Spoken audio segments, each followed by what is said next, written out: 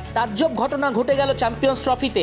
Australia England ম্যাচে পাকিস্তানের মাটিতে বেজে উঠল ভারতের জাতীয় সঙ্গীত। বিষয়টা কারিগরি ত্রুটি হলেও বিষয়টা টিম ক্যাঙ্গারুদের জন্য বিব্রতকর। লাহোরে ভারতের জাতীয় সঙ্গীত বেজে ওঠার সাথে সাথেই দর্শকরা চিৎকার শুরু করেন, গ্যালারি থেকে আওয়াজ ওঠে। এবারে চ্যাম্পিয়ন্স ট্রফি শুরুর আগে থেকেই ছিল ভারত পাকিস্তানের দ্বিমুখী নাটকীয়তা। আয়োজন শুরুর পরও বিতর্ক যার পিছু ছাড়েনি। বাংলাদেশ ভারতের ম্যাচে অফিসিয়াল ব্রডকাস্টে আইসিসি ও টুর্নামেন্টের সম্মিলিত লোগোর নিচে ছিল না আয়োজকদের নাম, জানিয়ে বেজায় খেপেছিল পাকিস্তান। আর এবার খোদ পাকিস্তানে বেজে উঠল ভারতের জাতীয় সঙ্গীত। বিশ্ব ক্রিকেটের নিয়ন্ত্রণ সংস্থাটি একে কারিগরি ত্রুটি বলে উল্লেখ করেছে।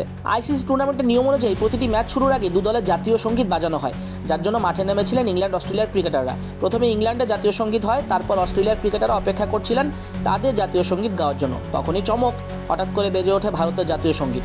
জনগণ মনর সুর মৃদু থাকলেও ভারত ভাগ্য বিধাতা জোরে বাজতেই সবার হুঁশ ফিরে আসে।